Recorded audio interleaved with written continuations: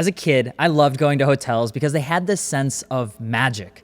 Temporary, yes, but they weren't about the escape of life more than it just felt like a discovery of being somewhere new. Back home, we didn't have much. But in a hotel, there were snacks and vending machines that hummed like freedom and hallways that begged for foot races and sheets that we didn't have to worry about cleaning ourselves. It's where I made memories as I ran around in the Radisson in downtown Minneapolis while we competed in karate on the weekends. The same memories that in the Ramada in Eau Claire where my dad took me, squinkles in hand, to help escape the divorce that he and my mother fought through when I was just a kid. But there's something about it that almost always felt special about being at a hotel, and it almost always got better with food, which is why you and I are in Washington, D.C., traveling to New York City with a pair of Genesize, or however you'd call it, sporting some Michelin CrossClimate 2s, because we're going to explore how cars, hotels, and food have built the way that we all travel. In 1923, the Michelin Guide was already on its way to becoming a must-have in any French bundle, a gateway drug to adventure of the early 20th century. The promise of winding roads, strange towns, and meals worth remembering all sat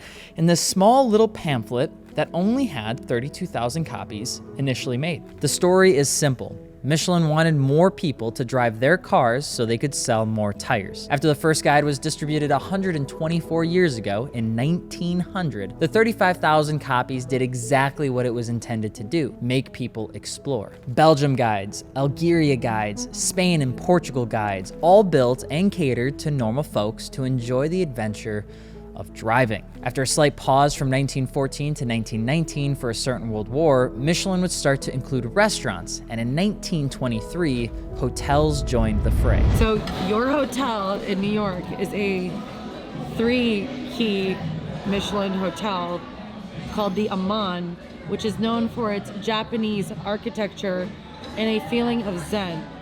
They have even asked us to not necessarily highlight the hotel because they don't care. They are so exclusive that they don't need what we think they need. Since Holiday Inns have done me plenty well, I never went out of my way to experience a hotel where it looked like the Rigs. It's not the kind of place I'd normally find myself. It's just a bit too polished, too perfect, like it was built for people who don't sweat. But there was something about walking into a 19th century bank turned one Michelin key hotel where the walls have seen more money, probably, than I'll ever touch. But we're not here for that. We're here to put the CrossClimate 2 to the test on some fancy Genesis JX70s or 80s, and not to get overly focused on the room and board.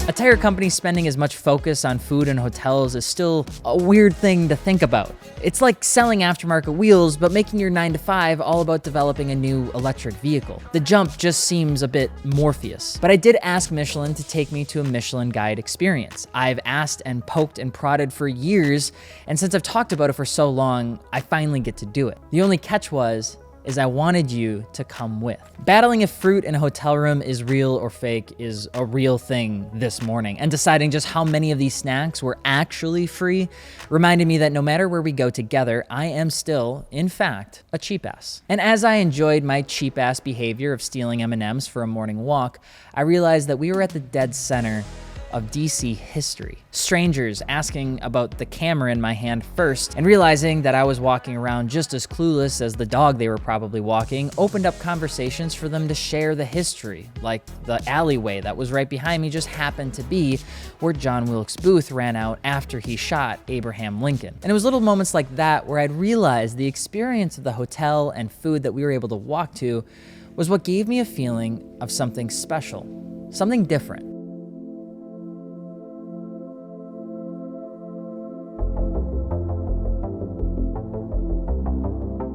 230 miles were on the docket for our Michelin-guided adventure, ending somewhere in New York City, the second scariest city for any Midwesterner that says sorry more than hello. Hopefully we'll be all right, because we have Dani.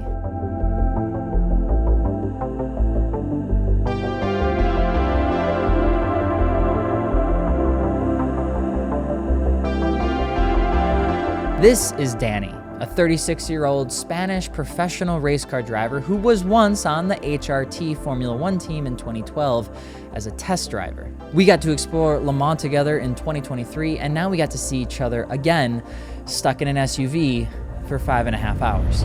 Oh, hello, ladies. How are you? So why are you here? Well, actually, we are in this road trip mainly because, because I'm Michelin ambassador. Also, I'm a race car driver. In the past, I was in Formula One, and I've been doing like all kinds of professional, let's say, driving categories, like from Le Mans to prototype GT3, things like that. And actually, we're creating content, so we find it a way. So Formula One, Le Mans, all of it, you've been all around the world. Mm-hmm. Where's your favorite place? My favorite place in the world? Yeah. For driving? For driving. Like racetrack? Yeah. Spa. Spa-Francorchamps. Yes, it's in Belgium, and I had the best and the worst experiences there. Why? What was the best and the worst? Waiting at Spa, blah blah blah blah. But then I also broke my back.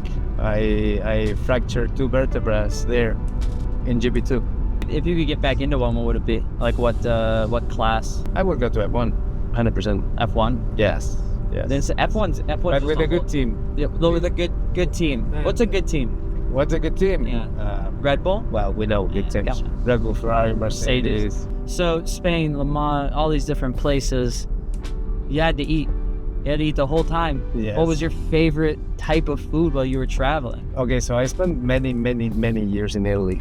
Okay. Like when we started go-karting, like Italy was like the lacuna, like everyone was going to Italy, And man, Italian food is just fantastic. At the end, in general, the food in the Mediterranean, it's great. Great, anywhere you go. But Spanish food, Italian food, Portuguese is also good. Yeah. I just find myself when I go to these different tracks or go around the world to experience different food. It's like in America, you get like chicken tenders, burgers, fries. Yeah. You go to these other places. There's pretty good food. But they're really good too. But food can be good in every aspect. Every kind of food can be good in terms of taste. But like for example, when we talk about the Italian food or the Mediterranean food, it's healthy. Yeah, it's super healthy. It's light, and it does good for your body too. I found like my favorite thing about Italian food is when you eat, right? And you sit there, then you sit there, and then you sit there, and then you ask for the check. And then you sit there. Waiting. And then you mean that waiting? It depends. It's like everything. The more south you get, the more waiting you get. The more waiting? Yes, I think yes. Why do you think Michelin is so involved with food and racing? Is there a reason that you think? Well, because at the end, you've been also at the Michelin headquarters. Yep. And you've seen the history, and you've seen that the solutions they brought to the people, by starting with a tire to say, okay, this tire is going to bring you to places. Okay, people need to know which places to go. Yeah. Then, okay, they have to go to restaurants for sure. They have to stop and eat. They have to stop and sleep. So that connection, like, man, I cannot imagine in those days, those years, how they developed the idea from a tire to a whole, everything. Experience, everything. I just found that I remember when I first went to my first fancy restaurant, outside of high school, no more Olive Garden. I was gonna go to a nice restaurant, and I was so scared because I didn't know what to expect. Yes. Because nicer restaurant, you need to wear nice things, you need to, be proper and polite. And I've always been nervous about that until I went to one, and I felt very comfortable, and I felt very, very, very excited. But a lot of times, there's so many people who would say going to a Michelin 1-star restaurant can be scary. But last night, didn't feel... It can be scary at the end of the dinner. Yeah? Because of the bill? That can be the scary part. Just like your first track day, the experience of driving on a set of Michelin tires heading to New York from DC with an ex-Formula One driver is kind of fun. And since most of us don't live in Wisconsin, you don't need to worry about 14 inches of snow, to which, at this case, the CrossClimate 2 is probably the best tire for you, and I'm not just saying that because they paid for the $14 coffee at the hotel. Where temperatures range wildly, aka Northeast America, I'm looking at you, tire compounds have a terrible time being soft enough to grip in cold weather, but firm enough in warm weather to keep its tread. Other companies will just build a thicker tire, hoping that by throwing more rubber at it, you'll get something that'll survive long enough so that you'll never notice that you never had grip to begin with. The CrossClimate 2 uses a thermal adaptive tread compound, allowing it to do it better when it's colder or hotter than a standard all-season. Hence the CrossClimate name. Also bonus points, it looks wicked cool and was quiet, which matters when you're looking to take in the beautiful sounds of New York City, which is mostly angry horns.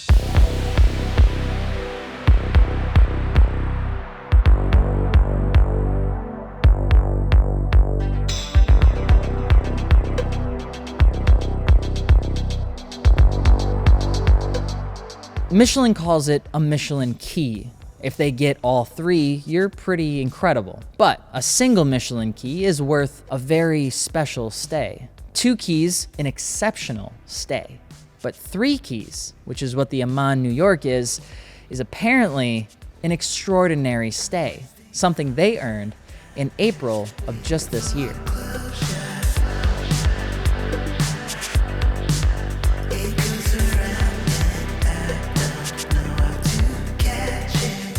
The Crown building we're in right now was completed in 1921, the same time as the Bentley 3-liter. There are 83 suites in this hotel, 20 floors, 22 private rooms, and each one is a minimum of 815 square feet. All I wanted to do was jump on a bed and drink a Coca-Cola and become fully immersed in the Toto.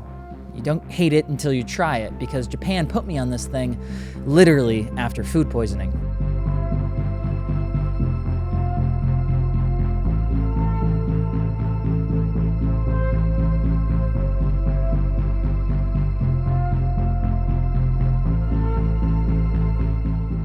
And just like a hotel, a Michelin 3-star restaurant is just as exquisite. A Michelin 3-star comes with expectations, but most of them are wrong. I've been wrong before, surprisingly, but it's not about the caviar spoons or waiters whispering French poetry. It's about precision and pride, the kind of thing that makes you forget about the rest of the world for a while, like driving a 993 on a Sunday morning. A star is a coveted thing, but the rules of what earns them is simple. Quality of the ingredients, harmony of flavors, the mastery of techniques, the personality of the chef as expressed through their cuisine, and the consistency, both across the entire menu and over time. But the experience itself, it's not what you think. It's not pompous or overbearing. It's not too much, but it's not too little. La Bernardin, to me, is a bit like Porsche, focused, composed, but incredible at what it's known for, French food.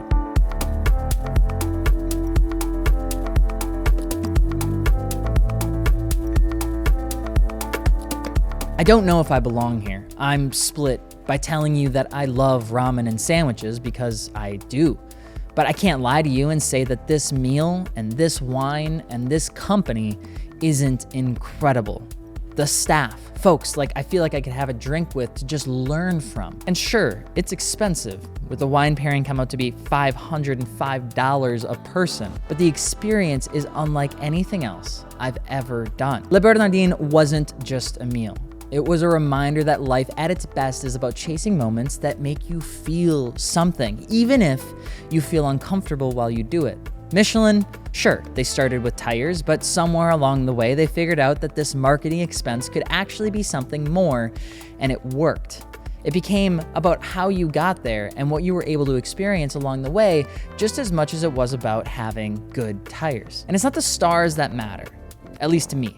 Not the accolades or the price tags, even though those are clickbaity and exciting. I could be having anything that's fresh and cooked with care in the corner of the world with no lights. The guide is about the roads you take and the people you meet and the memories you carry long after the last dish is cleared and the car door slams shut. It's about the experience that you get to enjoy in places you never would be able to if you didn't have the guide. This trip wasn't about luxury or indulgence, though it had plenty of both, and I will guiltily say I loved it. It was about remembering that even the extraordinary can feel familiar when it's shared with people who know how to make the ordinary feel incredible.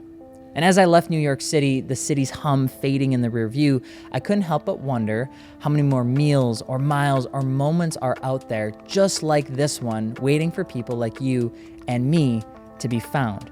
Michelin may have started with tires, but what they really got right is this: sometimes the journey is better than the destination. I'm AlexMartini. I hope you enjoyed this journey. Let me know where you should go next or what we should try, and I promise to give you my humble Midwest opinion.